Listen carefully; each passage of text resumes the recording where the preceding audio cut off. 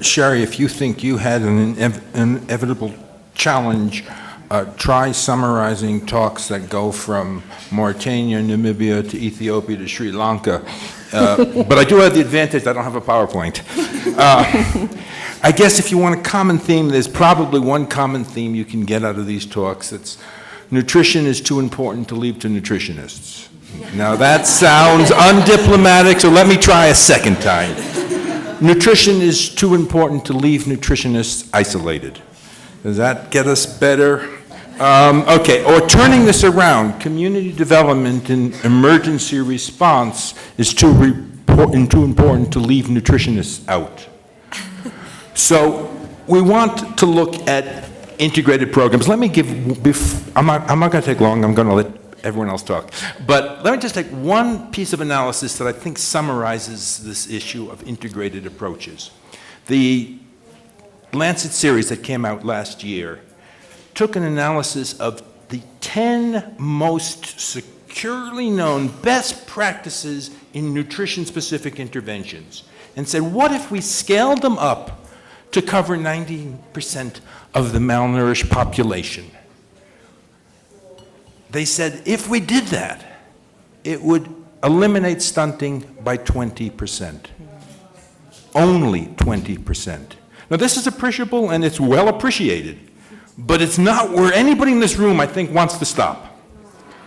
So that is, if any other reason you need to motivate an integrated approach, that analysis should get you started.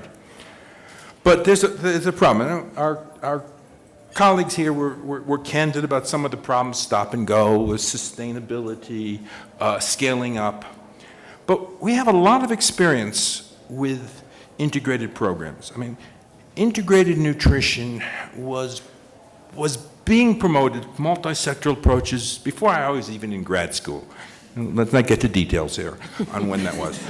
In any case, it's been around for a while. And that brings up an important question. What can we do now with this decades of experience to get around the pitfalls of coordination between sectors, around the pitfalls of stop and go? What have you out there learned from your own projects that can show us what the pitfalls are and what the solutions are to those pitfalls? I think we have the model. Now what we need to do is get that model to be more than just a conceptual framework. So the audience here of course can always ask questions to the speakers, and I'm sure that there's many interesting points you'd like to follow up. But also bring up your own experiences. Where have you worked on an integrated approach, either found a problem and you'd like to find somebody else who can give you the solution, or better yet, tell us the solutions to the problems that you've had on trying to integrate amongst nutrition and social protection, or nutrition and agriculture, or how have you managed to get these to work as an integrated program? So, anybody want to start?